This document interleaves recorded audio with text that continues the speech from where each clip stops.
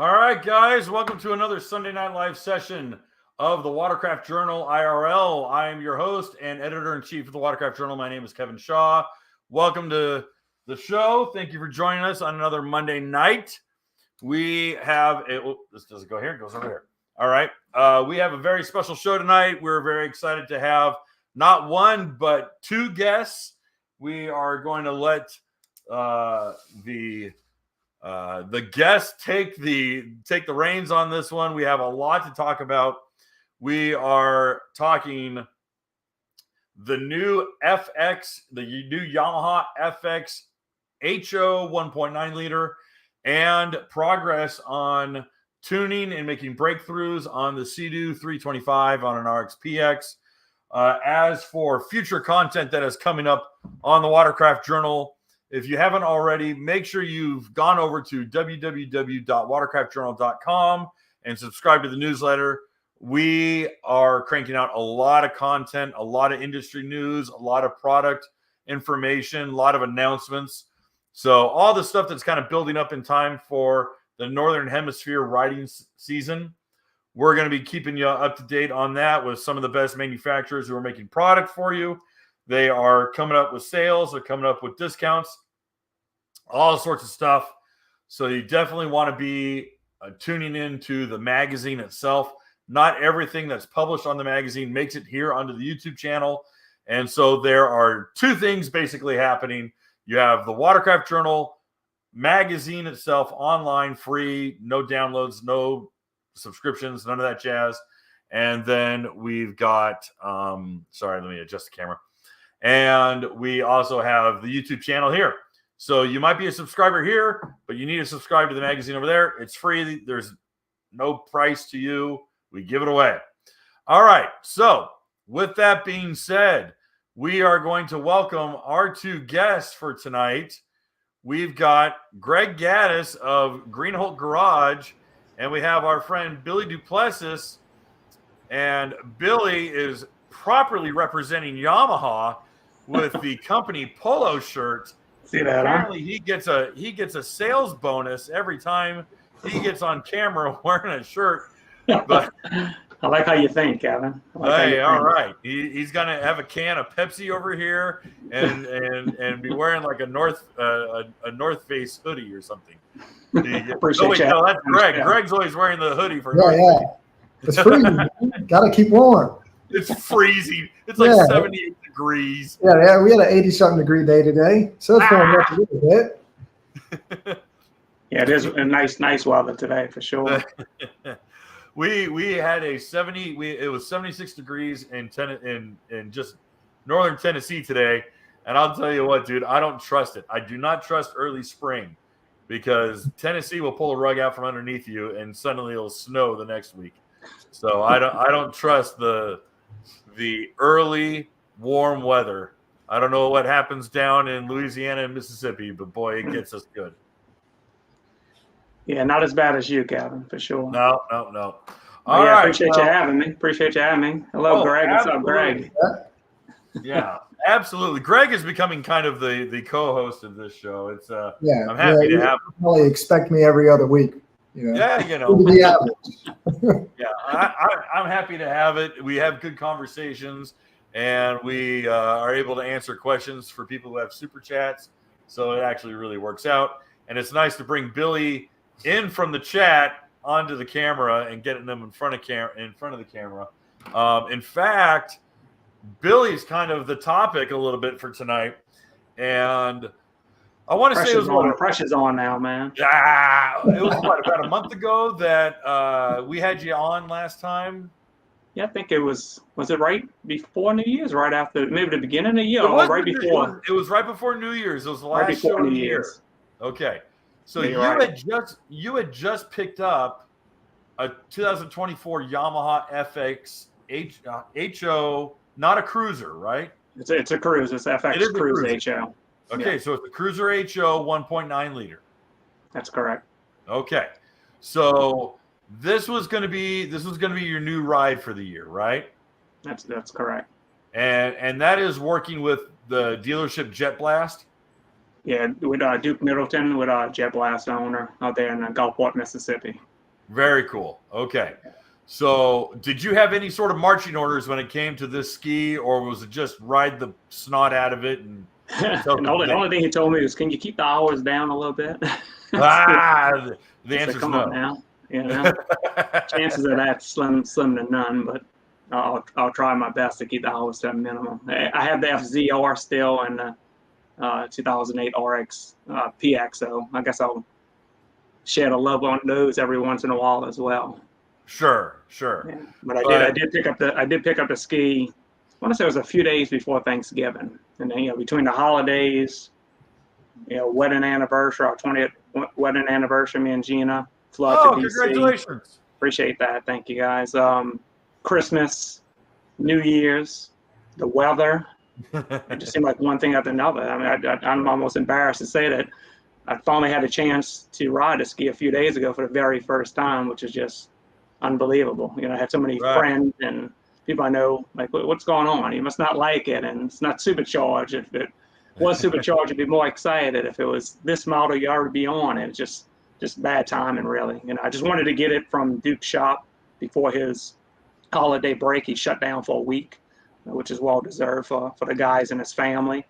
And then he's working on a new shop right down the street from there, is where the ski was at inside. It's like, man, I don't mind holding on to it, but at some point I got to move it out of the shop to spray paint. And I was like, let me just come get it and get it out of your way. Whether I had a chance to ride it or not, I figured, well, let me at least get it in my possession. I had the ski ceramic coated for what it's worth. While it was there, he does that. I was saying, do the ceramic coating, and I'll see about picking it up before Thanksgiving holidays and get it in my possession. All right. So you really didn't get a chance to put any sort of time on it until just this last week, right? That's correct. Yeah. Okay. Well, tell us about, did you go in a group, or tell us a little bit about your break-in? I know I rode by myself, Kevin, just mainly because, just break-in. I didn't want to just keep holding up a group. I have so many people with me. I wanted to get some of the footage on video, with the GoPro. So I figured it'd be a lot of starting and stopping and taking pictures just for my own content and for my little channel, just for information for my own sake to have. So I decided to go out there by myself, sent the location to Gina, and other friends that knew where I was at in case something, went wrong. Rode local. Weather was nice. Still a lot of people out there in the water, people fishing. So I passed several people. No one on a ski, a bunch of kayakers, stuff like that. So, but yeah, definitely went out there by myself the first ride, and then the second trip, invited a bunch of people. It was just past Sunday, so we had 7 skis, 9 people with us. Once again, a beautiful day out there in the water. So how many hours are on? As of yesterday evening, 6.1. Okay. Yeah, 6.1. So two trips. I think the first ride, I think I managed to put, it was late in the evening. I think it was almost 2:00 when I finally got to the water. I think I put 3 hours the first trip and just about the same actually on the second trip. Okay. Now, you for a lot of you guys who don't know, Greg, Billy, and I are on a little text circle, and we're always just shooting the ball. But Billy starts popping up, and we start getting pictures, and we start getting GPS numbers, and we start getting mileage, and we start getting just a taste of what Billy's been up to, what he's cooking with this Yamaha. And I'm like, well, wait a minute, hold on a second, because I ain't getting no invite. Yeah, well, I'm a few states away, but the big thing was, again, this is a 2024 full size. This is an FX Cruiser HO, which the Cruiser is slightly heavier than the standard seat. Right, it's just shy of 840 pounds, I believe. Yeah, 840 pounds, fiberglass hull. But you mind me asking how much you weigh? Fact. 205. 205. All right. Now, you were clicking off some decent speed on this ski. Yeah, not bad. I was actually impressed, really. From previous rides at the Yamaha Premier, I had brought a handheld GPS with me. We had minimum time to really ride at the Premier. People watching you, and it was choppy. Everybody's, running all over the place like crazy. But my friend Tim Golden has one, and so we got a chance to see what his ski ran. So I was kind of basing off of that. So yeah, I was actually impressed myself with the numbers. What did you end up clicking off by yourself? By myself the first day, it was 63, I think 63.8. Yeah. I had about 3 hours on a ski. 64 miles an hour. Right. Now, then we again, this is naturally aspirated. This is 200 horse. This is. Are you running 90? Are you running 87 octane? Or are you running 87? I put 87 in it. Okay, I was surprised. Yeah, I put 87 in. I was surprised when I picked up the Scotty and Max Duke. I guess maybe they put gas in it. I wish I'd have knew that. It wouldn't have been sitting around so long. Maybe I could have ran it. I want to say the first day when I went to the pumps, I put 8 gallons in it to top it off. So it already had a few gallons in there. But sure. Yeah. Okay. So, yeah, 63.8. You know, did a little break in, similar to what Greg would say. You know, sure. idle engine, warm up. You know, from there just a range of RPMs, no consistent RPM for any given time. And then every once in a while I give it a burst, wide open throttle, hold it for a few seconds, 10, 15 seconds, get off of it, take some pitches, whatever, and jump back on it again and just kind of keep doing that over and over. And once I had did an hour and a half or so, and at that point I just started riding however I felt like. You know, right.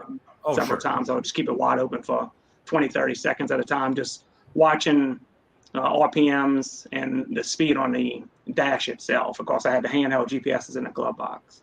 Right. And then I check that every once in a while to see. And I was impressed, yeah, I have to say. For natural aspirated ski, big luxury model, 840 pounds.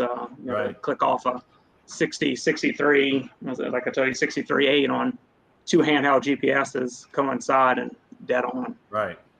So, I mean, again, I know, we're going to have Greg on here and he's going to talk about 90-mile-an-hour skis. Yeah. But I'm knocking at the back door, Greg, Yeah. I'm coming for you, Greg. Watch out. But I mean, to really give credit where credit's due, you have a full-size SMC fiberglass hull that's doing nearly 64 miles an hour on 87 pump gas. Yeah, well, at the time, look, I had 5 gallons of extra fuel on front because I was riding by myself and I didn't know how far I was going to go. So I had 5 gallons up front that I didn't touch. It was sitting up there, full gear between the bumpers. I had the Yamaha bumpers up front. I had the Waves RX new bumpers, dry bag, ice chest, dry bag ice chest. So, like I said, the front storage, I was just thinking to myself after I took some pictures, like, I need a Kawasaki just for the storage. I mean, I take way too much crap with me. Just unbelievable how quick you could eat that. It's like 40-something gallons, but I ate that storage up pretty quick. So, I mean, I got to say, I mean, and so you've got a little over 6 hours on it, or close to 7 hours. Yeah, a little better than 6. I think 6.1. Okay. So, right at 6. Not to be hypercritical, but how's the fit and finish been? I tell you what, the fit and finish was impressive. I was impressed with it. No rattling. Everything, the hood, latches, seats, everything seems to line up correctly. Not miss any stickers. No stickers I put on crooked. Right. Paint job, finish looks amazing. The color, I mean, that's my opinion. I think the color is absolutely beautiful. Okay. It's not that 325 red, but for a blue ski, it's amazing. Yeah. Right. Well, I mean, automotive grade paint, Well, I'll tell you what, the smartest thing you could have done was ceramic coat that stinking paint. Yeah. Now, you didn't ceramic coat the hull? Did you have them do the hull too? I'm not even sure what Duke's normal process is, Kevin, to be honest with you. He didn't send any pictures, didn't really specify. So I don't know if he does below the rub rail down, just where the water line is, or if he even carries it below that. It's a good question, though. I'm going to have to ask him and see if he took it that far or just an upper deck. All right. Sure. Did you get a chance to do any sort of fuel consumption, or you didn't really run it down that I was not so much the first trip out, between just so much going on, just fooling with the features, doing some filming. I did notice yesterday's ride, I rode in comfort mode, cruise control set at 45, around 63, 6,400 RPMs, 95% of the day, which is a good cruising speed. And it's usually the group I ride with. It's kind of where everybody's at. Usually around that 44, 45-ish. I want to say it was showing on the dash 4.8 before at the end of the day when I started running it hard. At that point, I was like, okay, well, that gives me an idea. It seemed to increase as the day was going, and I think it was running at 4.6 and 4.7 and 4.8. I had some idle time, some start and stop times between that. And then, of course, even at the end of the trip, I want to say after making, I was racing my friends on an RXTX 300 just for shits and giggles, just to film it, just to see, from a dead start, just to see how it would do, how it would perform. So I think even at the end of the trip, it still showed on the dash maybe 4.6. Okay, 4.7. so it's pretty comparable to previous. Yeah. I think the one last question that I really had was, obviously a lot of people had really struggled with the Connect screen, with it zeroing out your trip meters and zeroing out things. Did you mess with the screen at all? Did you mess with the different settings at all? I messed with it a little bit the first day, and then obviously the second trip in the morning to zero out everything because I wanted to have those numbers. Sure. And just a matter of holding it down, and it didn't automatically, if you accident, it didn't automatically reset from start and stop like the previous years, which that would have been so frustrating. I would have been. So they fixed really that. upset about that. They fixed that for sure. Good. Several times, yes. Good. So all the hear information stood. They had a tripometer, the amount of hours, miles per gallon, gas used, all that. Nothing would reset. If I start or stop the ski. Okay. It was just a simple reset the next day. Say that again. Does your ski have sound? It does. It does have It sound. does. Yeah, Okay. that's correct. You play with that at all? A little bit. I don't even know how to. It would come on. Once I finally got it to link with Bluetooth. Right. It pretty much stood on several times. If I was using my phone, it would go off. It would automatically come back on. So I would just adjust the volume. I'm not into the whole speaker. I'm like Greg and you. I came from RXPXs and old school stuff. What this means is that Greg and I can now actually call you while you're on your ski. I did have some people call. I was like, what in the world? You can just push the button and speak on your microphone and be like, oh boy, it's so much fun. Isn't this great? Came up on the phone. I'm looking to link from the Yamaha to speaker to just my phone. I'm like, let me get off real quick. That's one calling from work. So I got a chance to play with it a little bit. The speakers while cruising. It was windy the very first day I rode. I want to say around at 40 miles per hour, you could, cranked up all the way. You could hear them. 45 and up with the wind, it kind of drowned it out. Okay. You didn't really hear it much. At idle, obviously, it's pretty loud. It's a nice little setup. I'm not, like I said, I'm not into all that, but some people love it. Have to have it. I noticed the other day I went out there before my trip Sunday. I guess when my phone Bluetooth was on, started to ski just to check everything. Speaker, it automatically started playing. I'm walking off. It's still playing in a driveway. I'm like, I don't know what's going on here. I don't know how to work all this fancy stuff.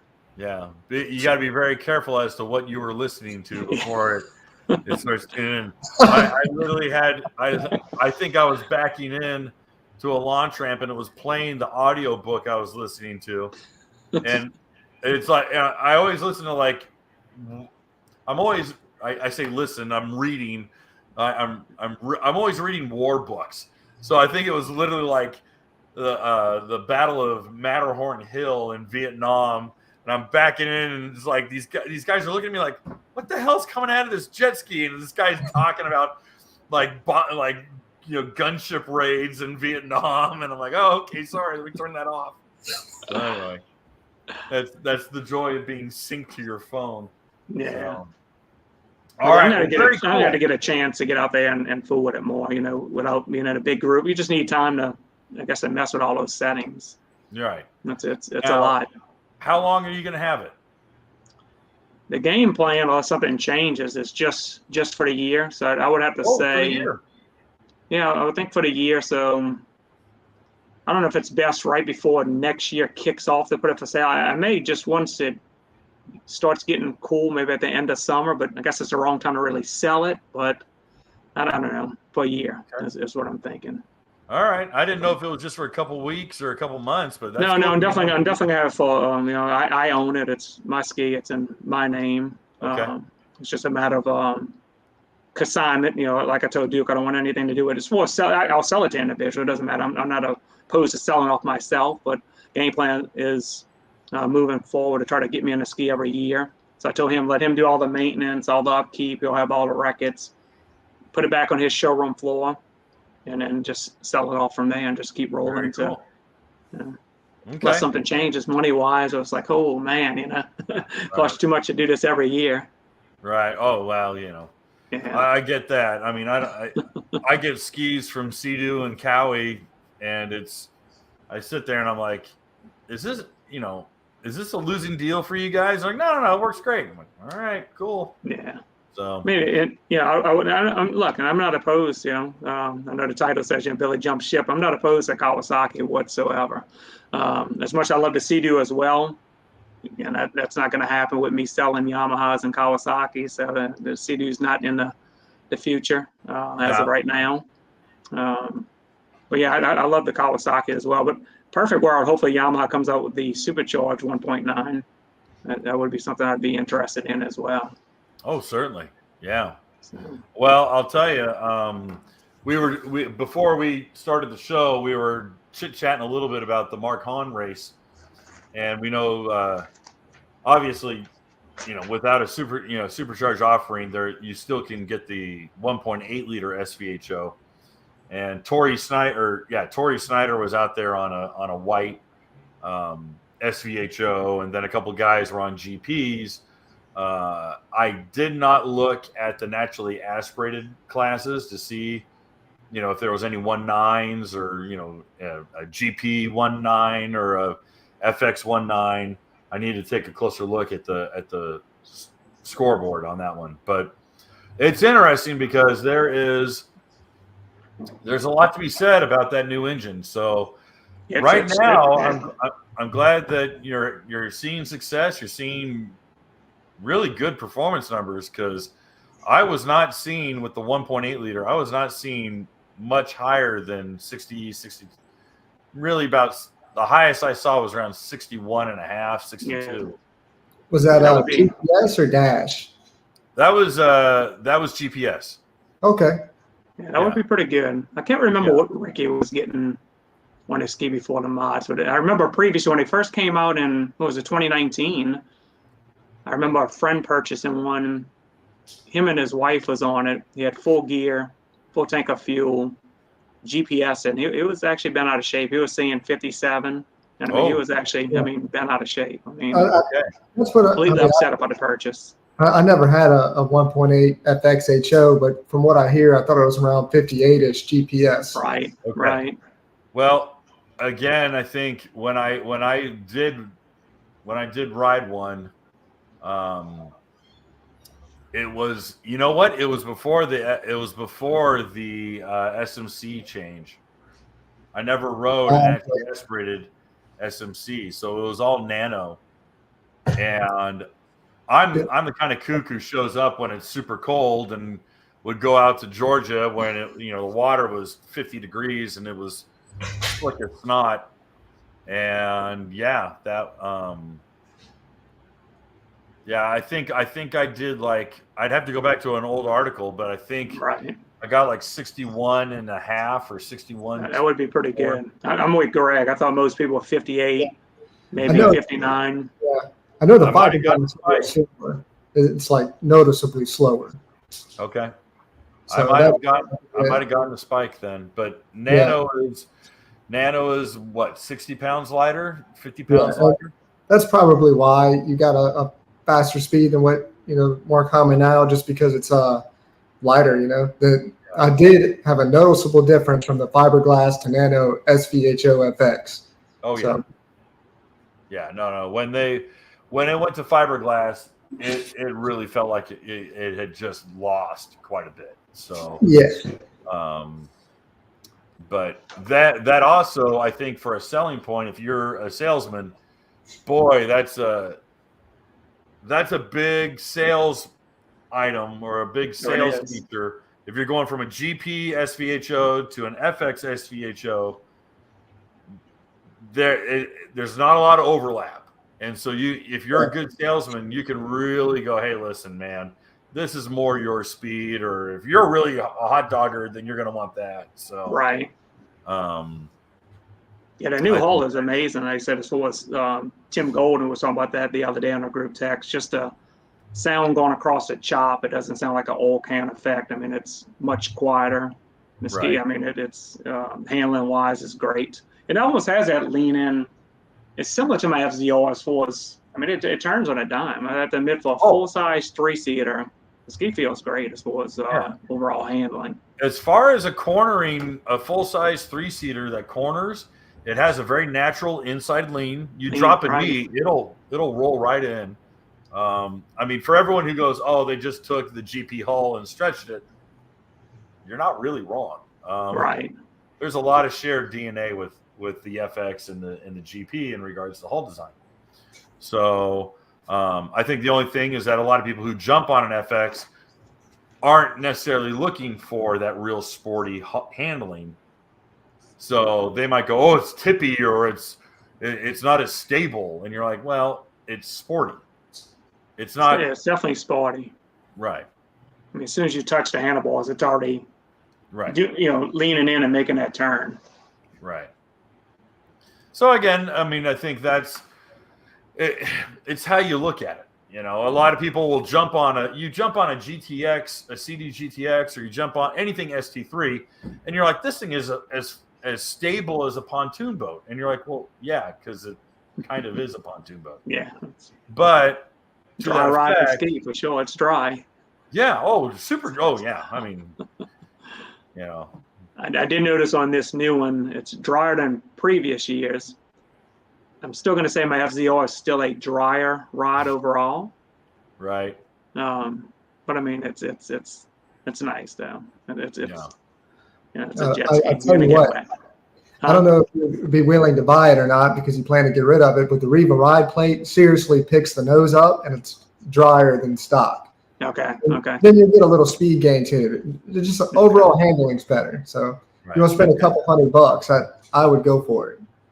Gotcha. Well, I remember me, you, and Kevin at Mudbug. Was it Fall Mudbug? And was in the parking lot looking at Tim Golden's ride plate. And I think you had said you noticed a big difference in it changes on a stock one was maybe similar to what the Riva was doing, Greg? Like the stock plate cut. They just put like a small angle in the back, I think it's 3 degrees or so on the HO. I'm not entirely sure, but it's very, very basic. The Riva plate, I mean, you put them side by side. I've got some pictures of them. I'll send it to you. Okay. Yes, it's like crazy difference. Yeah. It's longer. It's got more of an angle to it. It's got inverted chines. It's got a skeg on it. It's overall performance and handling is light years better over the stock plate. Yeah. Yeah, it's not working. Not to derail, but we did a press release, or we did an article on the magazine on the new Ultra ride plate, and it is a demonstrable difference. So Riva has really put the time and effort into their ride plate design. The vertical skeg is one of the new features they're incorporating on a lot of ride plates with an extended angle and an extended pitch, and they extend that runner out. They've increased the angle, they've extended the running surface, and they put that skeg on there. And I'll tell you, Cowie Ultra, or the Cowie Ultra, and the I don't know if the GP's got the skeg, but I know does it? Yep. Okay. It has a skeg just dead center, or one on each side. Well, no, they have one. Yeah. Yeah, they've got one skeg dead center, and the way they cut the angle in it, the outside edge of the plate almost acts like a skeg as well. Right. So here, I'll pull up a picture. Just give me one second. Oh, something else I did notice, Kevin. I'd be curious what the audience, that whoever's watching it may own one of the newer Yamahas, whether it's an HO or SVHO.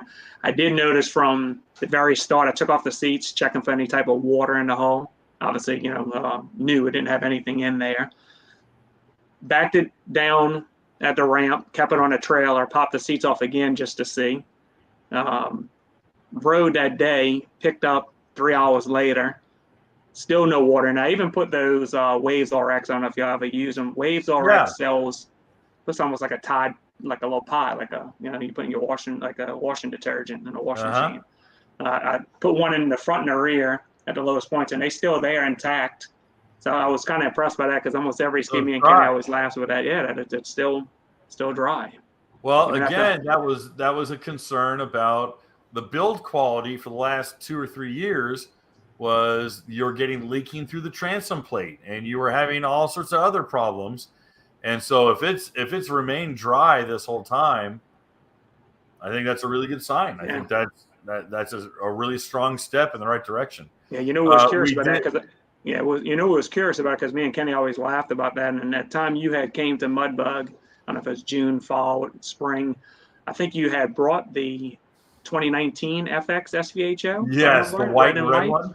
Yeah. And I think he had took it off the trailer and put it on a car for everybody to view. And me and Kenny sitting there chuckling. I bet you it's got water in the hull and this and that. Yep. And I remember Kenny asking you.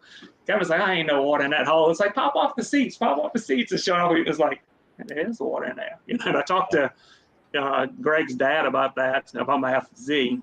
And he said, dude, don't even waste your time. I done already tried sealing everything so many times and numerous friends. Just a waste of time. For some reason, it always had a little bit of water getting the hull.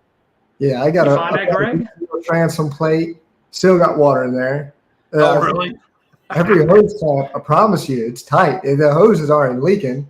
No. Still water coming in from somewhere. I think it's the ride plate and intake grate mount bolts. I could probably reseal those. And after that, I give up. I mean, there's nothing else to seal on it. You might have water in the hull with that ski just sitting there right now. Greg's probably got water in the hull. Oh, yeah, it does. It absolutely does. Yeah, it's crazy. You know, so I was curious, believe me, I was curious about that, because I figured that was one of the first things that Kenny would ask me. You know, is the hull inside, is it staying dry? And sure enough, so far, 2 rides, 6 hours later, still dry. So I'm impressed with that so far. Hopefully it stays the same. I'm hesitant to douse that whole motor down with lube, and you know, it smells so good when you pop over the seats, you know, when you have something new. So it's like, I'm hoping it stays dry, nothing in it, and maybe I could stay away from that for a little bit. That's funny. I don't think I can. Well, I can read it. I can do whatever I want. It's my own show. But he said, ask Billy if, for the love of God, they fix that fuel alarm so it doesn't go off when there's 10 gallons left. Man, I tell you what, the first time out, I don't remember how many miles I had. Once again, you know, so much going on. It was new. I'm videoing and texting people, taking pictures. I know the second trip, I was more mindful of that. Once again, I'd set the cruise 95% of the day at 45 miles an hour. It was ranging from 70, if I remember right, it was 63 to 6,400 RPMs. I believe it's the range, 63 to 6,400 RPMs. And I want to say the low fuel alarm light came on. What was that? I was 58 miles in on a trip distance. And trying to think of where it was, amount of gallons at the time. Maybe I had used, God, what was it? I know I snapped a picture of it because I figured someone would ask about that. Maybe 13.8 maybe gallons used. Let me see if I got a picture. I think I took a picture of that. So it does come on early. With that being said, it's not quite 10 gallons. If you got 13.8 gallons left, I mean, that's identical to this. Let me see. I thought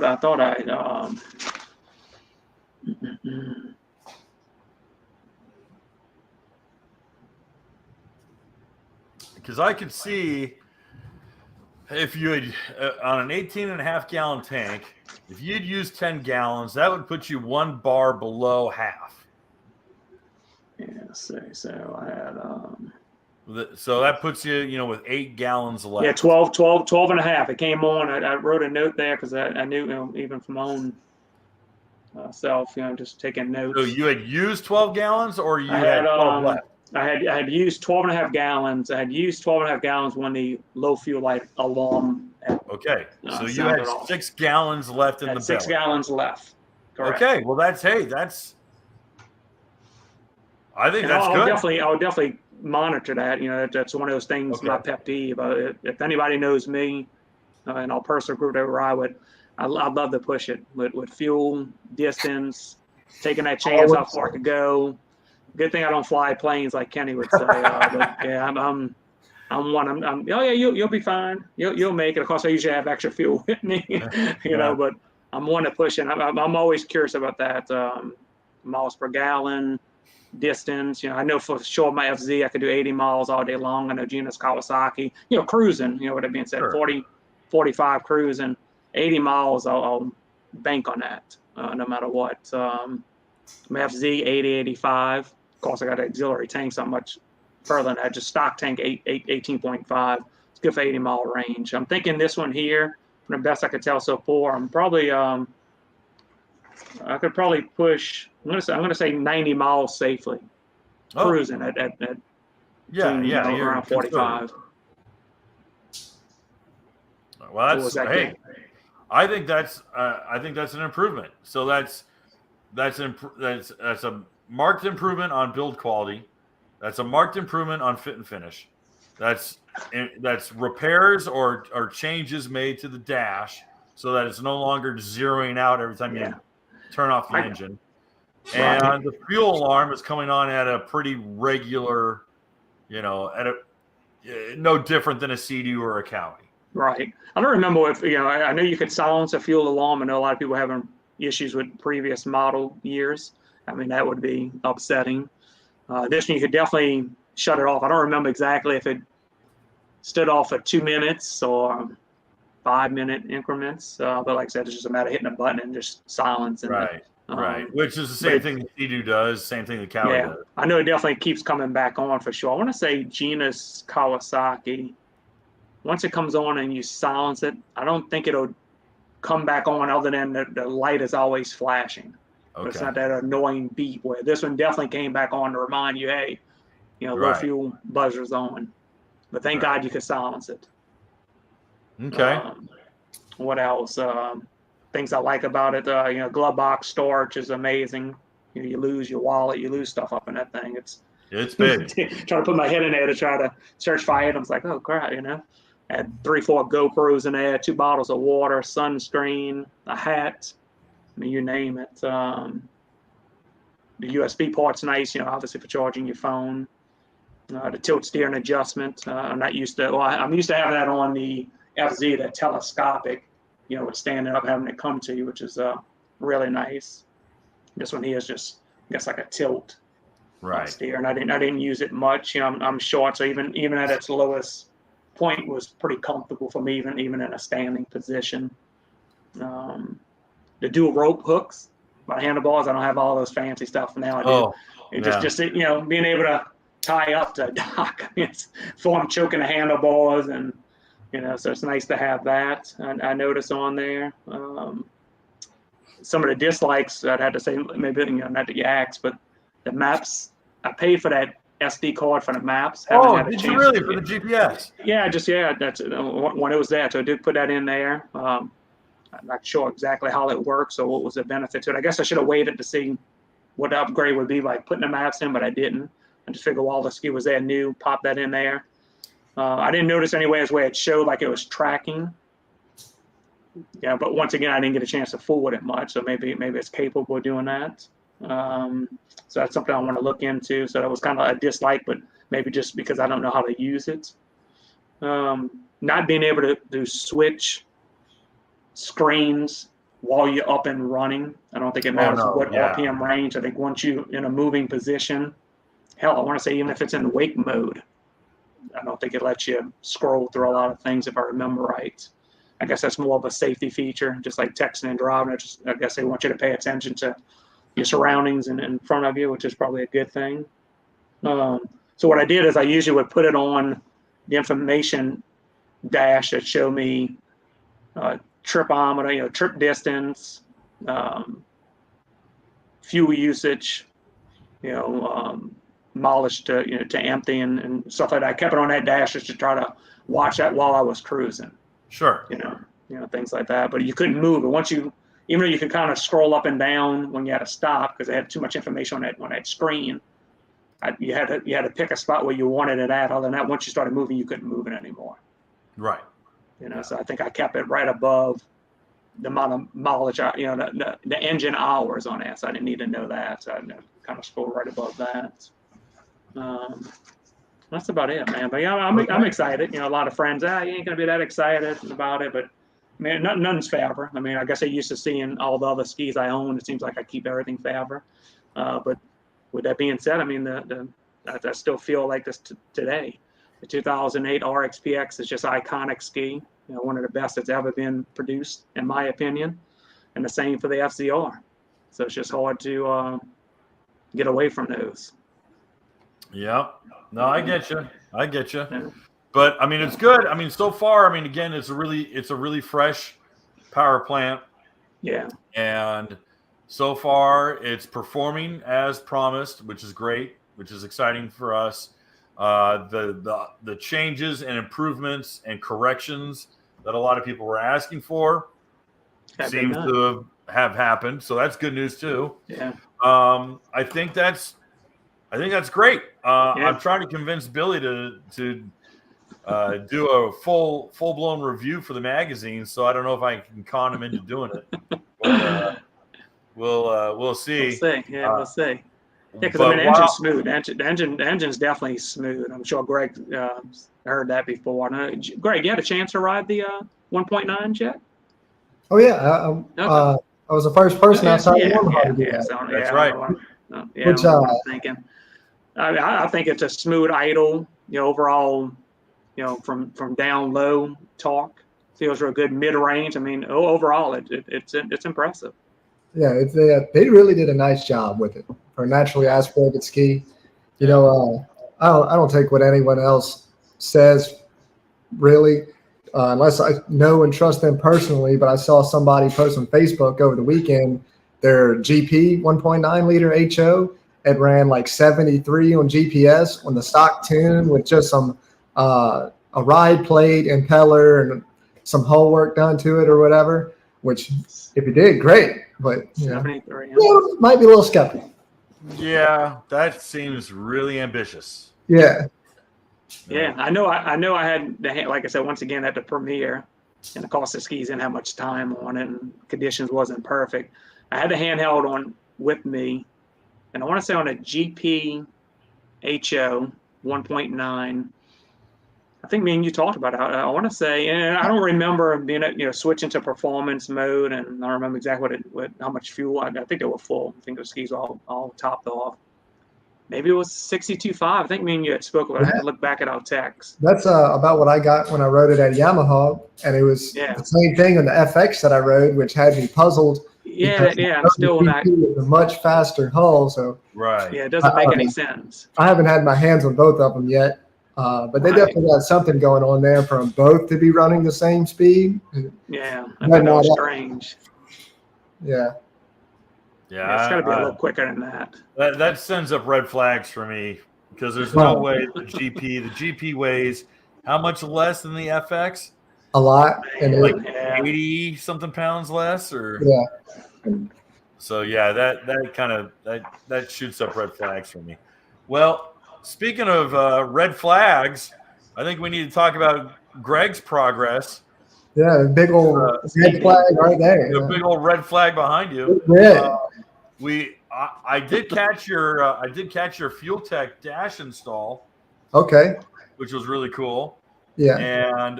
But I think the big thing that surprises a lot of people is that the tune that the ECU, the FuelTech ECU comes with, is really just a starting point.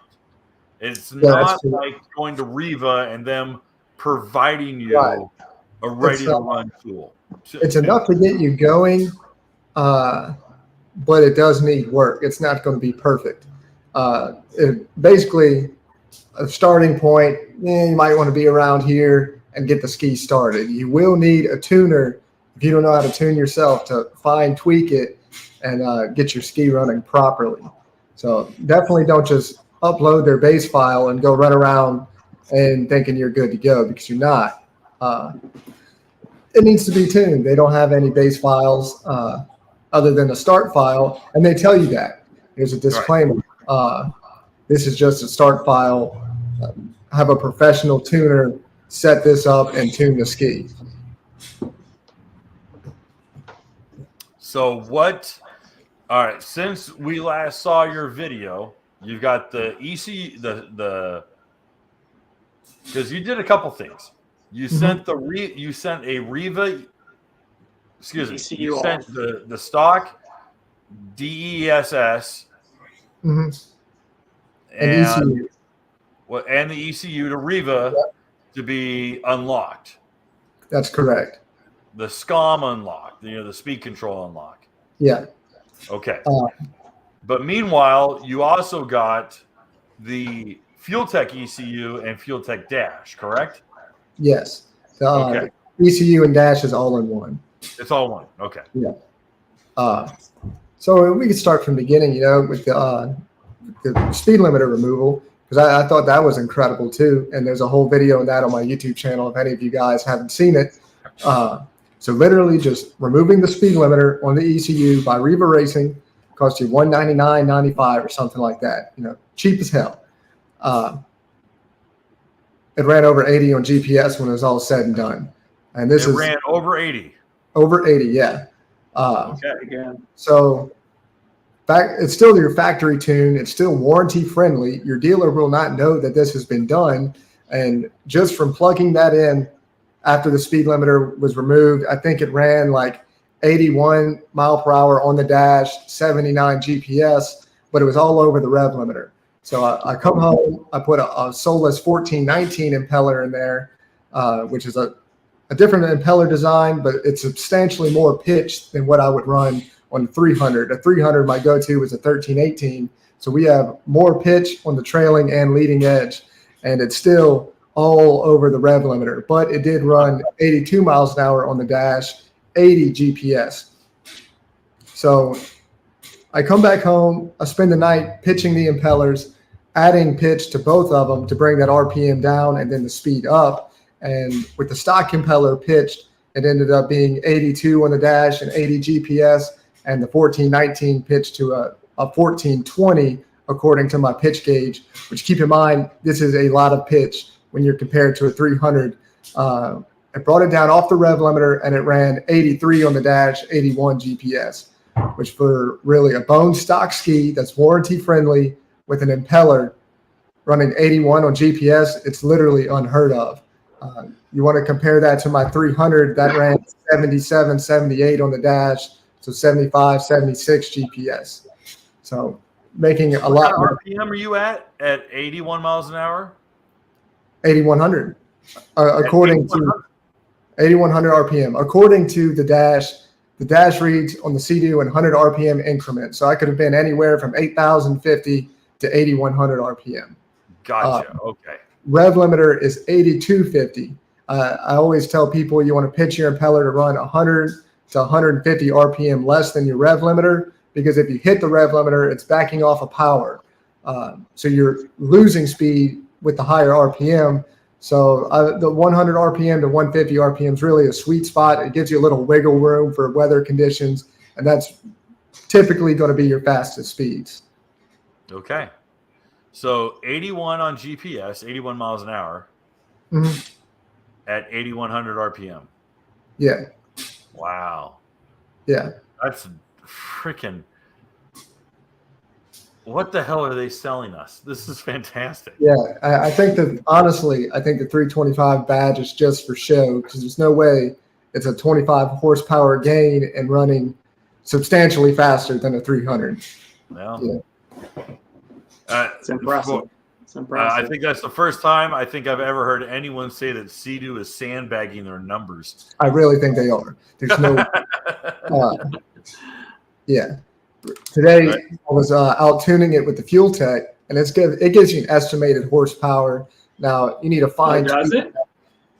Yeah, you need to fine tweak that, because with like a dyno. So like say I run it on a dyno and made this much power, you could dial in the estimation. Of course, we don't have that with the jet skis, so I'm just running what they put in as standard, and it's a calculation based off your fuel consumption.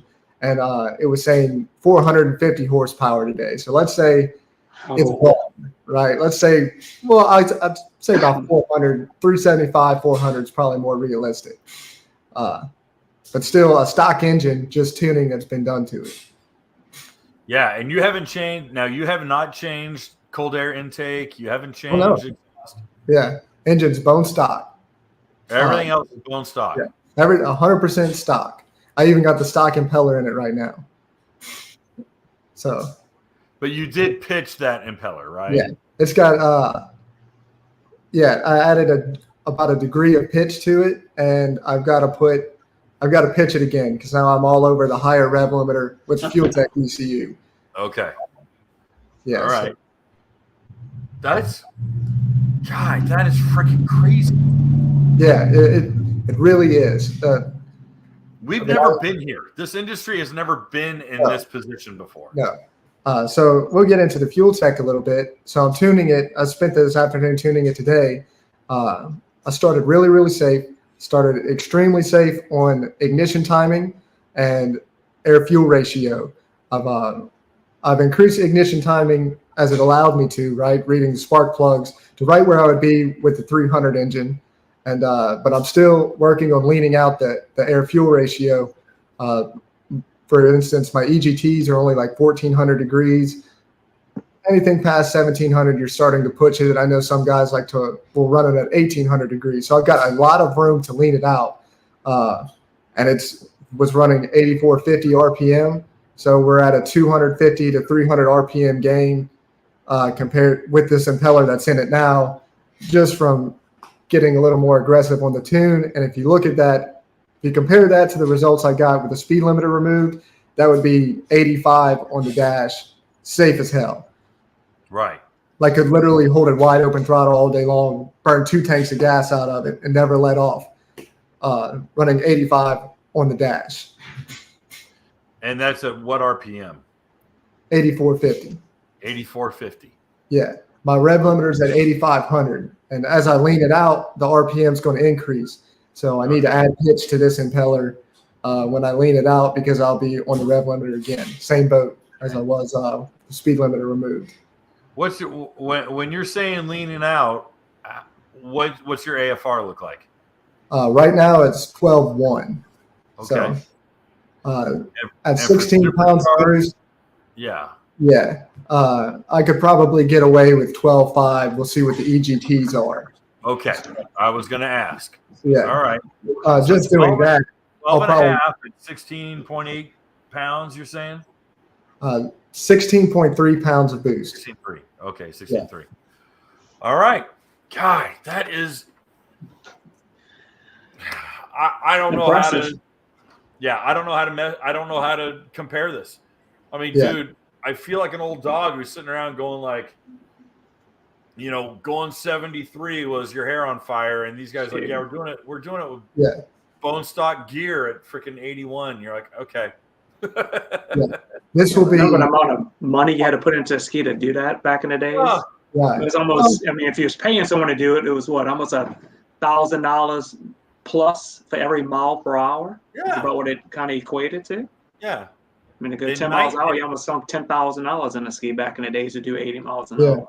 In 2009, I went out to Havasu for 3 days with Bill Chapin and Pete.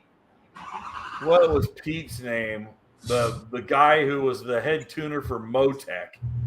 We spent 2.5 days pushing a black and red FZR with my fat ass on it, and I was in my best race weight. That was 217. And we went 80.1 miles an hour. We put McCluggage on it. It was still hot. We put McCluggage on it, and he went 81 flat on GPS. And honestly, dude, we bought that ski directly from what was Tony's dealership? Burt's? No, not Burt's. Crap, I can't remember the dealership out in Havasu. If you guys in the chat remember that dealership, in Havasu that closed. What year was that, Cap? This was 09. Oh, 09, okay. But we uncrated that ski.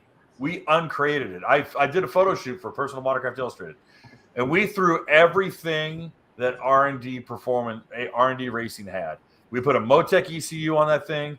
We went stage by stage, and we went 80.1 with me on it at like 7:30 in the morning, because by 8 o'clock it was 100 degrees, and now it's like, here's a repitched impeller, and unlock it.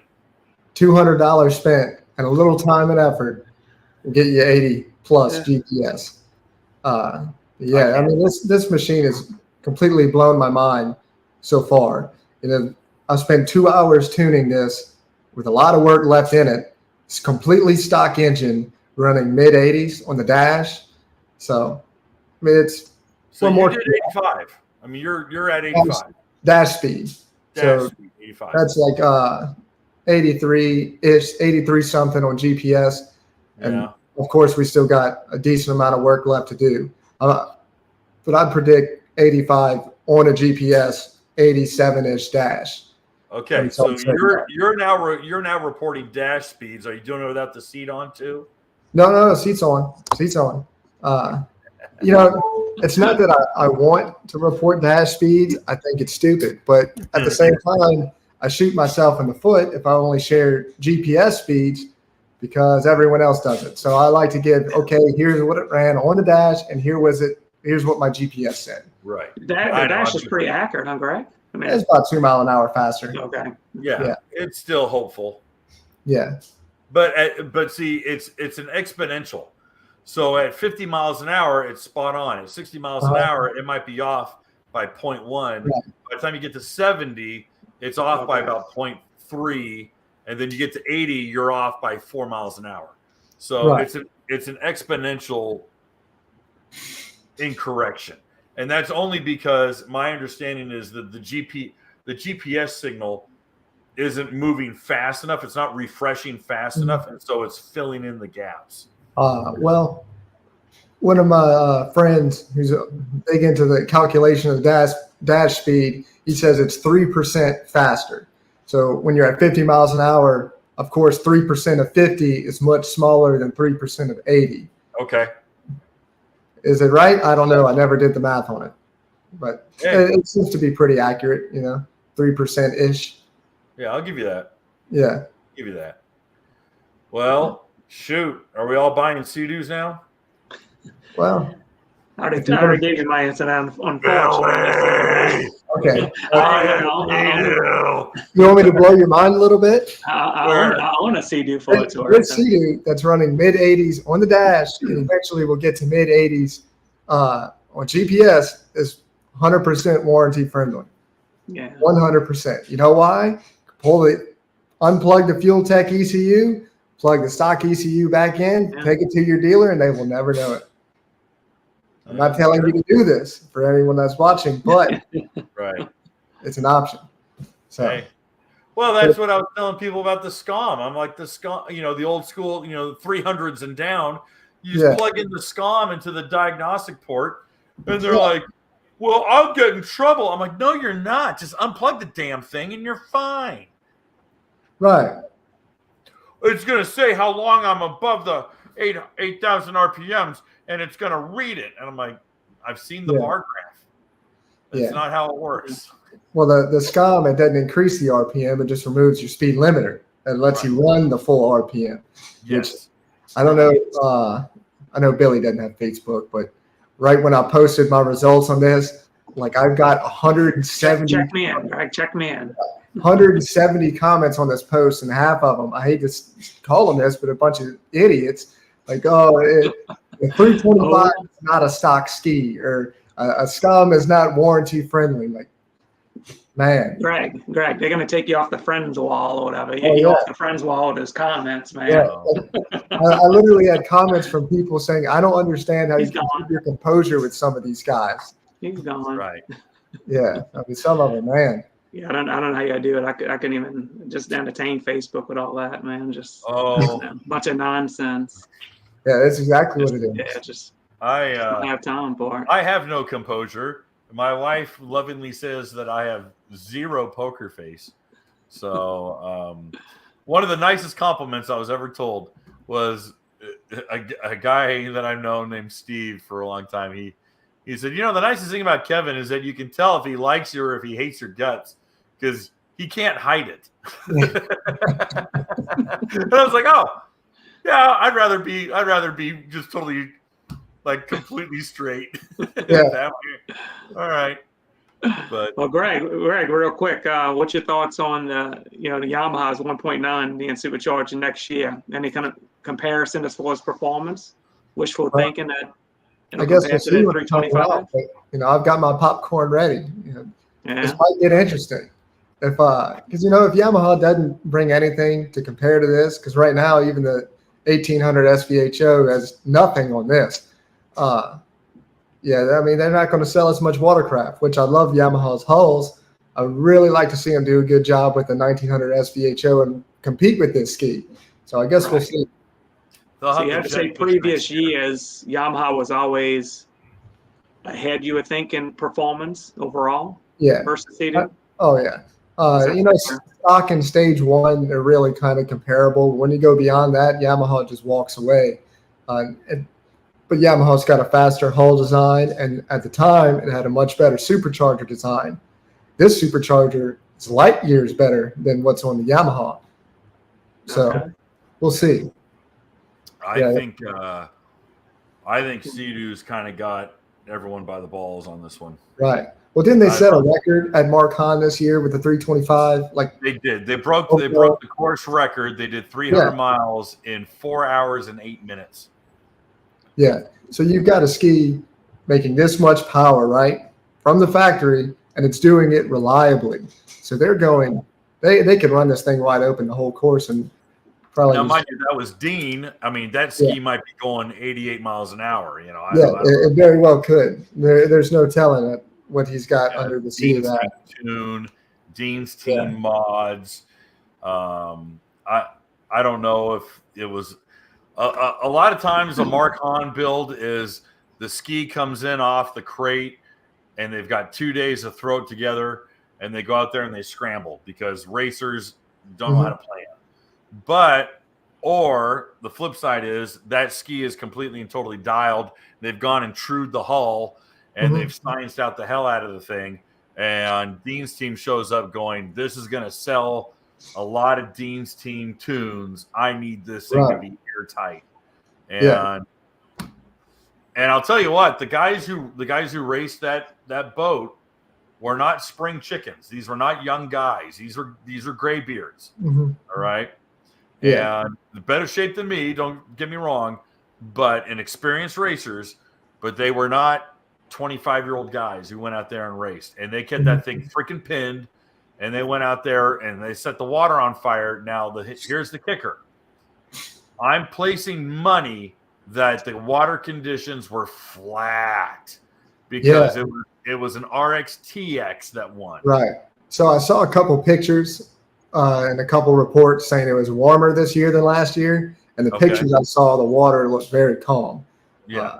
Of course, I didn't talk to anyone who was there, so I don't know for sure, but it definitely looked much better conditions than last year. Yeah. The California side of the lake is always rougher, but they said the wind was down all through the race, and those boys, they just kept the damn thing pinned, and I was like, all right, game on. If it's flat water, the TX is going to scream. Yeah. So... and if it's a Dean's team, if Dean is dialed in the combination and he's able to get into the ECU and he's able to do what he's done, then, you can't argue with the numbers on that one. A 4 hour race, 300 miles in 4 hours and 8 minutes, dude, that's hauling. Yeah. So I think that speaks a lot. Is going to sweep the podium of everything that it races. Just because, I mean, they've come so far with the 325. So right, yeah, that the ski behind you, Greg, is quite frankly just the pinnacle of 15 years of R&D. Well, you almost said it there. The apex. Yeah. Except that it was an inferior. It's inferior to the model that came out 6 months later. So, well, this is the real apex here, you know. Oh yeah. But you know, I'll be interested to see if they do a mid-year special edition. So yeah, that'll be interesting. Yeah. But you know, when I went to the water today, I was making my changes. I'll make a revised tune, make a pass, come back, revise it, make a pass. And the last one where I ran 8450 RPM, I didn't even look at the laptop. I sat down for this podcast. I was looking at the laptop, looking at everything, and it's like incredibly rich. The fuel system is at 90 psi. The 300 is like 58 psi. So the duty cycle was like 75%. When I lean it out, it'll probably drop down to 70%.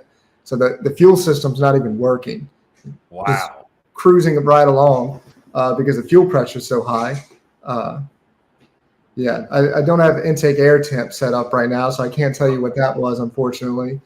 But, man, I've got no words for how impressive it is, you know? Yeah, no. I'm going to throw one curveball at Billy's question when he asked about Yamaha for 25.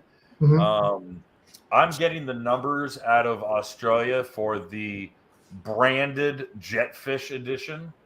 Oh yeah, this is the FX HO that they've been selling, and it's not even a branded package. You can buy two different kinds of Jetfish here in the States, and it's just basically the rec deck with different bells and whistles and stuff on it. Right. But in Australia, they made a dedicated Jetfish, and it's kind of killing it right now. And the response is really strong, and the verbal demand is getting really strong. And with Cowie coming out with the Angler, and the Angler won't be out on dealer floors until like August. I realize I'm, talking not even apples and oranges here. I'm talking like apples and microwaves. But I have a strong inclination that Yamaha is going to drop the Jetfish in the U.S. Oh, you think so? I do. I think the market conversation it's the driest freaking talk. But when I talk to manufacturers and we talk about the watercraft fishing market and what it opens up to for the accessory side, they look at that as a cash cow.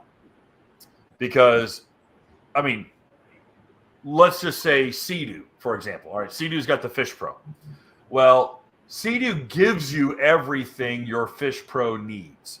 You buy a trophy, it's got everything. Yeah. But to that effect, you don't go into the parts and accessories catalog and go, what's more fishing shit that I can buy for my trophy? You know what I mean? Yeah, you already have it. You have it. You got everything. Right. Well, Yamaha is looking at it as what else can we sell you? What more can we sell you? So if they do make a Jetfish, WaveRunner with a 1.9 liter, suddenly you're going to be opened up to all these other things. And Cowie's looking at it in a slightly lesser way, but they are to a degree looking at, well, what more can we sell you to up your jet angler or your angler or whatever they call it. Trophy is going to be trophy. And the only thing is if they do offer a supercharged version, which will probably be a 230, I just see it being colored fun. I don't see them doing I don't see a Trophy Pro or a Trophy Deluxe or something to that effect. But for my predictions, Cowie's not going racing. Cowie's not going to have a response to what's sitting behind Greg right now. Yeah. Not for a while. Will there Wishful be? thinking, man. Wishful thinking. There won't be. I don't think that. Yeah, they're not light enough on their feet to react quick enough. Yamaha is. I believe Yamaha has everything within arm's reach to offer a 300 horsepower SVHO based on the 1.9 liter. Everything that Greg and I and everyone in this audience has learned in the Anderson Dick conversation, where he took apart his 1.9 liter and he talked about interchangeability of parts and potentiality within that engine. And what you're seeing, Billy, in just the potential, what's within the 200 horse motor, I think they take the HKS supercharger, which, to my understanding, HKS has not come out with a new design for a supercharger. Nothing comparable to what is effectively the shaft-driven turbo that's on the Sea-Doo. And I see Yamaha having a 1.9 liter SVHO GP that's going to abide by all the rules, but very quickly be able to adopt all the existing performance parts that Riva has and go to town. Mm-hmm. That's me. Yeah. I might be totally wrong. But you'll be able to easily tune the 1.9 SVHO. Oh, dude. That's what's going to put Yamaha 20 or 200 yards ahead of Sea-Doo. Because suddenly Yamaha goes, hey man, we've been working with Riva. We've got a relationship that goes back to 1990 with Dave, or 1991 with Dave. And oh hey, the Nano Pro, plug it in. Huh? Right. Done. And I can tune it with my phone. Click, click, click. Right. And everyone who jumps ship. Here's the funny thing. I love watching racers because racers are the most racers. I shouldn't say all. Most racers are the most brand disloyal people. It's I'll go wherever I can go faster. They don't care. And everyone who jumps ship and is going to listen to you and listen to me and listen to what they see coming out of race reports, they're going to go and buy top dollar RXPX 325, and everyone's going to jump on the 325. And then what's going to happen is come September, Yamaha's going to go, here you go. And here comes a lightweight GP SVHO with a 1.9 liter. And they won't announce the damn horsepower number, but everyone's going to go, wait a minute. Wait a minute. Something's up with this. And all you have to do is hit up Jesus over at Riva, and he goes, we've been working on the tune for about 6 weeks. Oh, okay. Here's your stage 2 plus. Right. And it goes. Yeah.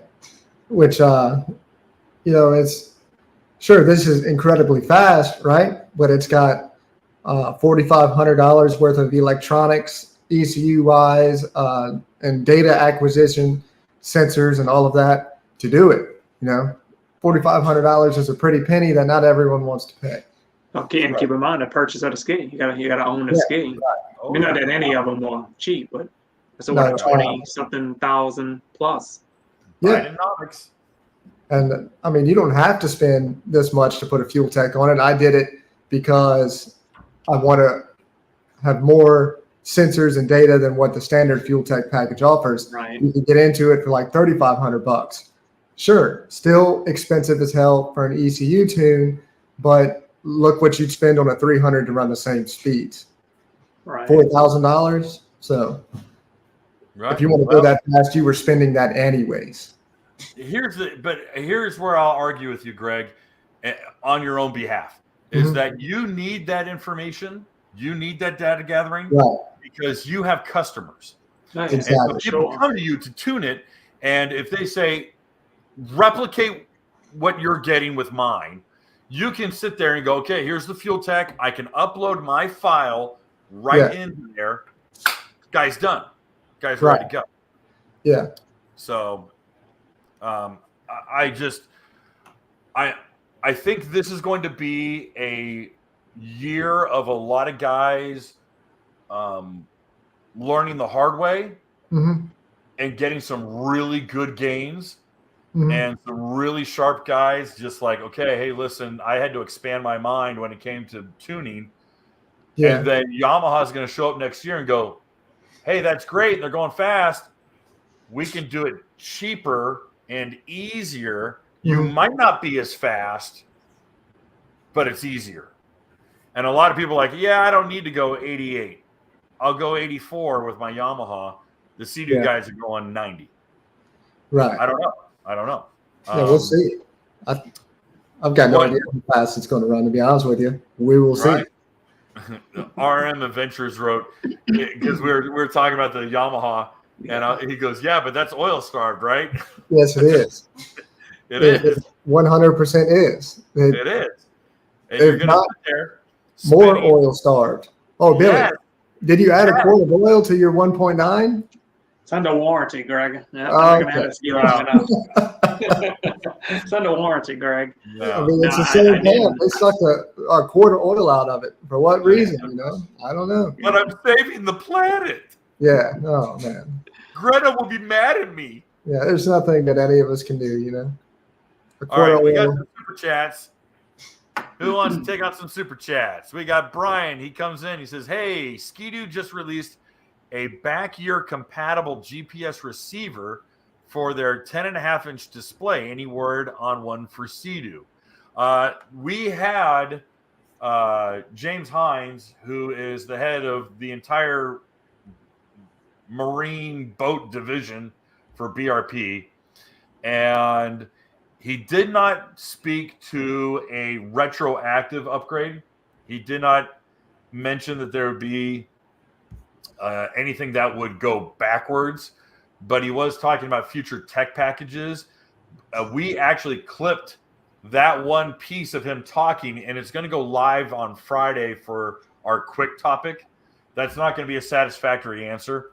The biggest thing that needs to happen with the 10.5-inch screen is the horrendous BRP Go app. I personally hate it, and it is cumbersome and clunky, and it also devours a lot of storage space on your phone. So there's already better versions of this stuff for Can-Am and then Ski-Doo. Always follow the money. Can-Am is the moneymaker. So see what they do with Can-Am first, then see if it makes it to Ski-Doo, and then from Ski-Doo, it'll end up being with Watercraft. So I can't give you a definitive answer on that one, but I can give you a pattern to follow, if that makes any sense.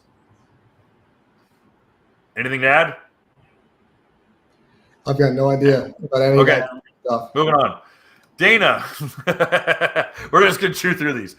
Dana writes, can you dump the damped system and put the extendable bars on the new RX-PX 325?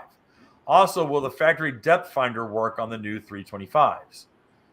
Steering neck is the same steering neck, or the actual coupler is the same as the previous. So if you want the old steering neck, you can put that on. Or you can put the Reval one on. There's no difference. Am I right on that? Yeah, you're right. Okay, that's what I thought. Yeah. So if you want to go back and put the telescoping one, like off the Apex. No, the Apex had the dampener. Yeah. Or if any of you want to buy a damped system, you get out of that one. That's true. Upgrade your basic 300. Yeah. You can upgrade your basic your old 300 and put that one on if you want it. I know Greg hates it. I actually like it, but tomato. I don't think Billy. Have you got a chance to throw your leg over one? No, I haven't. Oh. Yeah. I thought Greg was your friend. Why won't Greg let you out? What was that, Greg? It was Mardi Gras? It was Mardi Gras, yeah. While the rest of the world was working, me and Billy were out having fun. Yeah. It was so tempting, and I should have. Looking back at it, the weather ended up turning out to be halfway decent. Just timing, man. God. Well, I was out there. That's when I did the speed limiter testing. Yeah. Kicked We'll get myself in the together foot soon. after, like, shit. There you go. All right, I was Henry really comes in. He says, meant to say this in the last podcast, but Hondas are red, Yamahas are blue. Explorer Pro buyers belong in the sea of wimps. That doesn't rhyme at all. Gotta love old Henry. Yeah, well, he's a character. Yeah. I can't believe someone gave him a pilot's license. That terrifies me. Death from above. But he's a big supporter, old Henry, of the channel. Yeah. If only Honda would come back, but it just cost the economy wasn't that. They knew it wasn't going to be that. When they were hoping for a different outcome for 2020, and word came back real quickly that they were not going to be playing ball and getting involved with Watercraft. All right. We really don't have anything else, and we're already at an hour 20, which this one went really fast. Flies by when you're having fun. What's that one Henry wrote something about? Billy, what do you think of my 2-gear idea? You know, what do you think of my 2-gear idea? I don't know. Maybe we missed something earlier. Well, I think Henry just freebases and then comes into the comment section. So I don't really. Yeah, it's hard to read all. I see him popping up, but it's hard to catch everything while we having a conversation. I don't know. Guys. Sorry, Billy. Appreciate the super chat. Yeah, we definitely appreciate it. Top Gear idea. That's when he talked about. Is that what he was talking about? Top. Oh yeah, I know. I love. Absolutely love it, Henry. Absolutely. Yeah. Absolutely love it. We would just had to make the time, whether it's the day before everyone gets there, or depending on Kevin's schedule, the day after. Who would be the Stig? We'd have to find a really good racer to dress all in white, like a white wetsuit and a white helmet. We got to have the Stig out on the court. We'll get Jerry out there, aka Hulk. Come on, Greg, get Pops out there. The Stig. Yeah.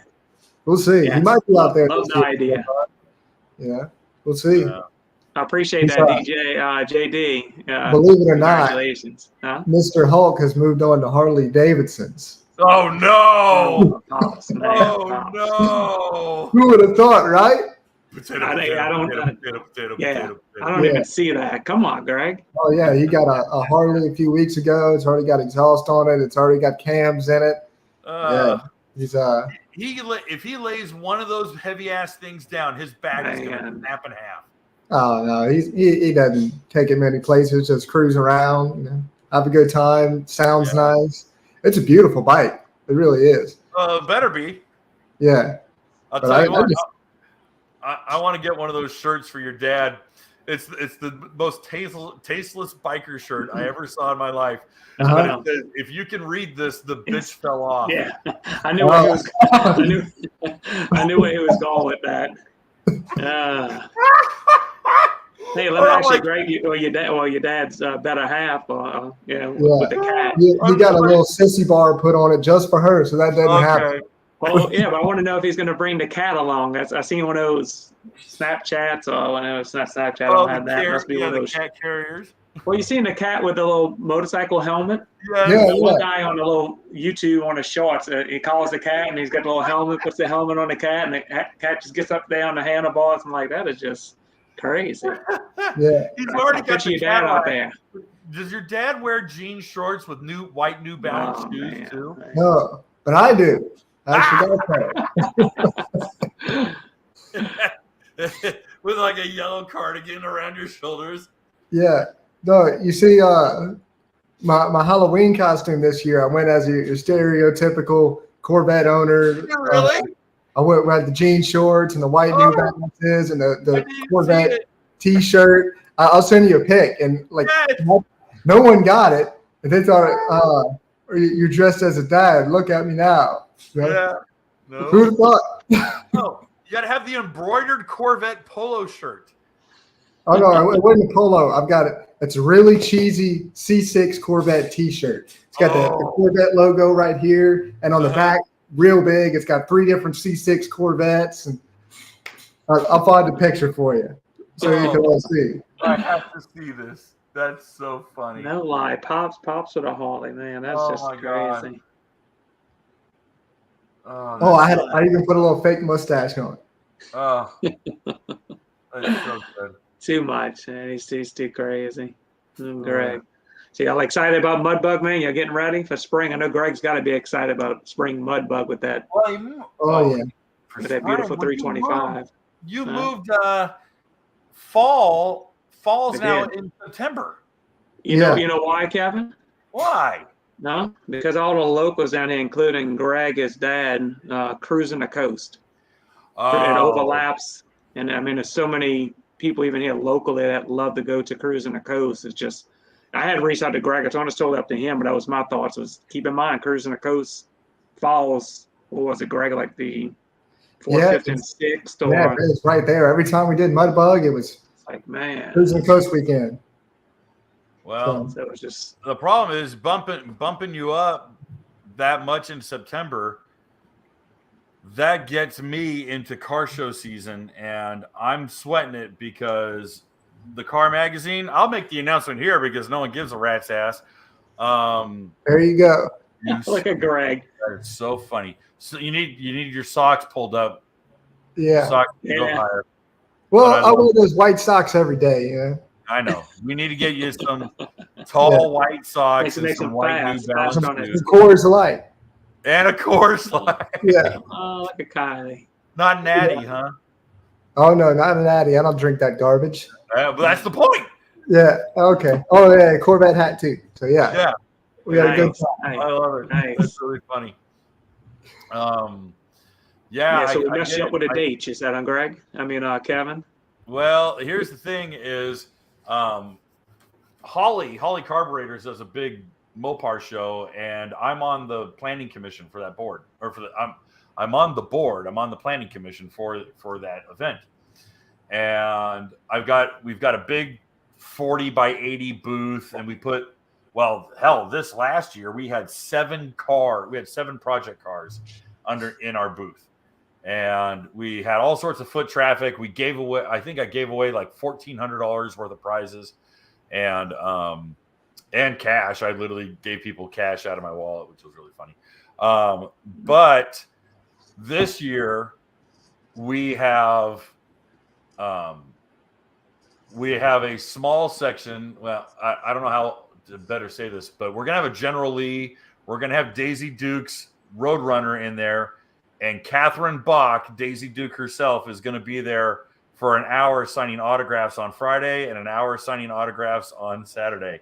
And I'm not paying for it. Auto Metal Direct, who's a partner with our car magazine, is bringing 69-year-old Catherine Bach to sign autographs of Daisy Duke. So if you want to meet Daisy and take some pictures of Daisy. What's the dates on that? What's that? What's the dates? That's the funny thing, is that it right now is unofficially the same. They're struggling with the dates. Let me check my calendar again. I want to make sure I get the numbers right. It is. Let's see. June. Greg probably knows the dates off the top. It said September 26th through the 28th is the fall Mudbug. Yeah, and that very well may be those dates, because it was going to be on the 18th through the 20th, but the crew wanted a week break in between, because they're going LS Fest, Ford Fest, and for the last 4 years, it's been 1, 2, 3 weekends in a row, and it's burning people out. And so they were trying to space it out, and it was for the 25th, 26th, 27th. And I was like, uh-oh. But then I hit up the guys at Holly, and I go, wait a minute. What's happening here? They're like, well, we don't have an official date yet. It might actually be the 11th through the 12th. And I'm like, oh, shit. So I don't have an answer if I'm going to be at Fall Mudbug or not. And I'm surprised you don't do Cruising the Coast, Kevin, being such one of the largest car shows. That's Well, October 6th to the 13th. I this know. year down here. The reason I'm not doing Cruising the Coast is I'm doing Power Tour this year. Okay. And in fact, I'm almost done with the 440 motor. I've been putting stuff on Facebook, which you're not on, but check me in. Check me in. You're better off.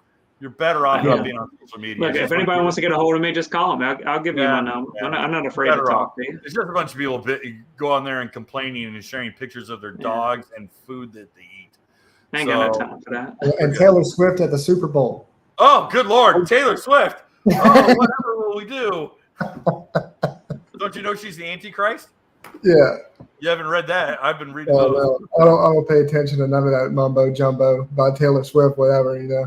Yeah. You got to find me on MySpace. Yeah. I can't even tell you one of your songs. But, I saw your post yesterday about your transmission predicament. Man, put a man pedal in that car. What's that? Put a man pedal in that car. Oh, I know. Hey, listen, it's literally, it was so funny when I put the post up. Everyone's like, "Well, are you afraid of Silver Sport doing it?" And I go, "No, I trust Silver Sport with my life. Yeah. Those guys are fine." I said, "I have no problem with Silver Sport. McLeod owns them, and I'm gonna run their twin disc RXTX or RXT. Excuse me, there's too much CU stuff. RXT clutch because there's an RST and then there's an RXT." And the RXT clutch is rated for 1,000 horse. Okay. Well, the engine in the Charger right now makes 665. Mm-hmm. I really wanted to get 666 for the horsepower, but it didn't work out. But 664 technically, 664.3 horsepower and 700 pound-feet of torque. Okay, great. That's not going to remotely push the clutch into the danger zone. But 830 horse from the 572 Hemi that I'm building that'll hopefully be together by the end of this year may hurt the RST clutch. So I was contemplating the RXT, and quite frankly, I was asking guys who had big horsepower guys, what have you encountered with the Tremec TKX 5-speed and this clutch that I don't know about? And everyone's like, dude, I don't know what your problem is. Get the transmission. I'm like, no, that's not my question. So I must have phrased it wrong. I think I posed it wrong. See, I read it as, should I get rid of my automatic for this manual transmission? Am I crazy? I'm thinking you're crazy for having an automatic in it. The car's always been an automatic. And see, it's funny is that when I first got the car, I was 22 years old.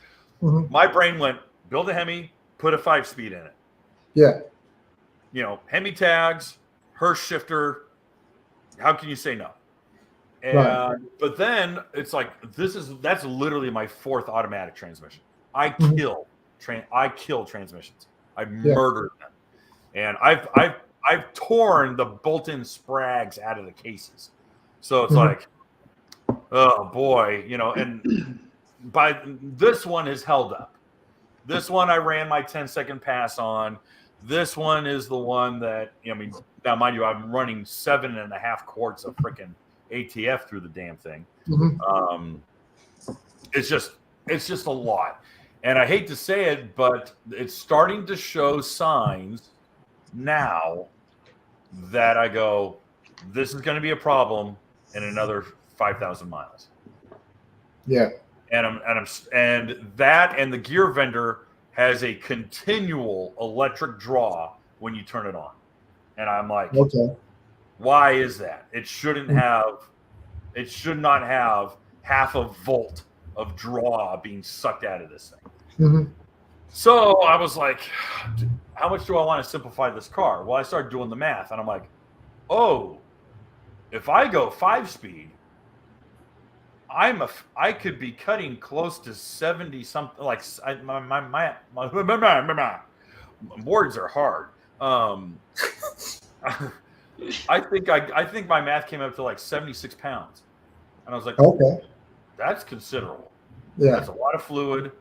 It's a lot of transmission. I think more enjoyable to drive it. Yeah. I mean, it's got a 3,500 stall, so I got to bring the damn thing up to 3,600 just to click third gear. And it's like I'm not ringing it out to to $4,000 on my neighborhood street. Well, I am, but I shouldn't. And I've seen the skate parks myself, so don't let them lie to y'all. No, I'm a red-faced liar. I'm the terror of Sumner County. But I should just do it. I don't know why I'm being a bitch about it. I would. But I don't think I'd be able to even start. I don't think I'd even be able to get in the door with them until maybe late July. Okay. Yeah, it wouldn't be anytime soon. It would be late July. So I'm like, okay, well, I trailer it out to Knoxville, and we're there for 3 days. And the only thing I need to bring is a carpet kit, and because we got to put new carpet in, we're going to put a transmission pump in it, and shifter boot, and here it is. Yeah, we got a Silver Sport transmission kit in the '69 Corvette, and man, it's fantastic. Yeah. They did their own short throw shifter. It's not the standard one that comes in the T56. And I've got a T56 in my Corvette. Does not feel remotely the same. The Silver Sport transmission shifter, it is so tight and crisp, and the throws are short. It is absolutely fantastic. Oh yeah. Night and day difference over the T56 that's in my car. Okay. I mean, it's a fantastic shifter that they put in it. All right. Well, I mean, dude, I'm game. I'm not. I wasn't necessarily afraid of it. I was just kind of. My biggest thing is doing. I try to do my due diligence. I want to be like, what are you encountering with this setup? I don't care if it's American Powertrain. I don't care if it's Bowler. I don't care if it's Silver Sport. Big twin disc clutch and a Tremec. Chevrolet, Ford, Pontiac. I don't care if it's an LS motor and a BMW drift car. What are you finding? What are you breaking? Tell me what you break. So far, nothing. So, well, guys, I don't know how we kept this stupid conversation going for an hour and 40 minutes, but we got to let everyone go. We're having a good time. People are sitting there like, what are we talking about? They're like, what? Real quick, did you see the Adventure State, Kevin and Greg? Did you see that comment from Chris Stone with the Adventure State? It wasn't a super chat, but what we're going to live stream. Ryan and I are hoping to go down to the fall Mudbug. Right, he said it, but it's a little further up about who's Ryan? Ryan's his little co-host now, that just started. But let's do a live stream of just Mudbug stuff. You three come and teach me all about it. I don't want to promote your channel. I'm not giving you free publicity. You just keep buying fake subscribers and see how it goes. He's rough, huh, Greg? Oh yeah, straight up. What's Rob's last name? Rob. I'm not opposed to it. Rob Chinchilla, Chinchilla, whatever his name is. We just got to get Kevin. We just got to get Kevin on board, Greg. I can't help but give Chris a hard time. Yeah. I don't know. He's a good guy. Hey, Greg, you'll like this. I feel. Chris is going to be like, screw Kevin Shaw. I don't want to freaking listen to this a-hole again. But okay, so I give him a hard time about when he took out his brand new gold cow and he put it into the mangroves. And like it was like the second time he had the damn thing. I've seen pictures of that floating around. Yeah. Well, he went down to Florida and he met with some people and went and did a ride and stuff like that. But he's like, oh, I took a new C8 out. I took a new C8 Corvette out. And I very quickly went on to Google and I said, crashed C8. And it was this one that was just, it just happened to be in the just, Florida's got really deep kind of grassy gullies in between the highways. Yeah, yeah. And this thing has torn the fascias off. It's you can tell this thing yard sailed. And I put the picture up on his post. I go, yeah, Chris, we saw. Because he's like, I got to take this Corvette out. I go, yeah, dude, we saw already. And he's like, I freaking hate you. I'm like, I don't know why I can't stop giving him a hard time. And it's not, it's got to be immaturity on my end. It's nothing he's done. It's just like me channeling my older brother and be like, I'm just going to keep beating you and beating you and beating you until this wound in my heart from my childhood heals. You're going to be the victim of my trauma. Chris, you gotta love old Christopher Stone. Chris is a really nice guy. He's a genuine guy. Yeah, he does it because he loves it, and he means well, and he's excited, and he's not jaded and burned out like me. And so, I should just pull my head out of my own rear and let the man enjoy himself.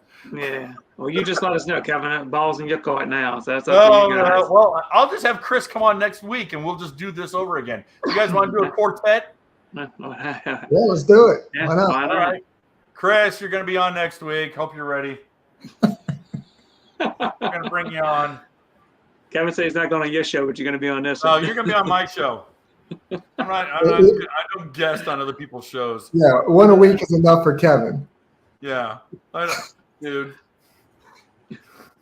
Don't make me care more than I have to. Look, he said he's down with it, huh? Cool. All right, Chris is down. Well, why don't we invite every other freaking YouTuber on? We'll just have like a panel of 8. We'll just sit there and yell at each other.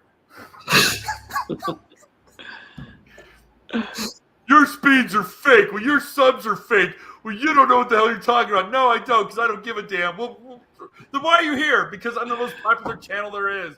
But I don't even want to be here. I just want to work on my car. I don't have that problem, Kevin. They don't even know who I am anyway. So. Yeah, no. Look me up on Facebook. No, Everybody knows who Billy is. I got a text yesterday. One of my buddies was out on the water. He said, "Look who I found. It's a picture of Billy." See? I can't hide out anyway. I said it was the jet ski. Where's Waldo? That was what Jordan, huh? We need to give you prizes so that people can find you and you can give out prizes.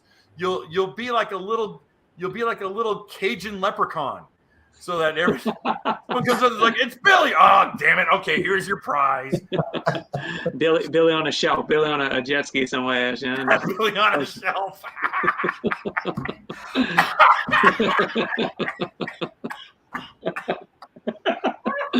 Why not, huh? Billy, you just start putting me on skis everywhere, so little Billies around and put me on a handlebar. I saw this the other day, right? They now make little remote control RX. You seen that? Right? Yeah, they got a little pep to them. We need to find a little brown action figure, stick on it, and put me on it. Paint it to look like his FX. I seen that. Look, they have remote control Billy. A little brushless set up. Yeah. Oh my gosh. I thought about getting one just to see how fast I can make one of those go. Yeah. Oh, that hurt. That was so funny. Billy on the shelf, huh? What the hell? I'm trying, Kev. Oh, that's funny. Take me everywhere, yeah. Oh my gosh, that is so funny. All right, we gotta let these people go. This is ridiculous. Yeah, they're like, what in the world's going on? They're getting delirious. All right, we're gonna have Chris on, and we're gonna talk about Mudbug. Does that sound good? Yeah, sounds great. I'm good with it.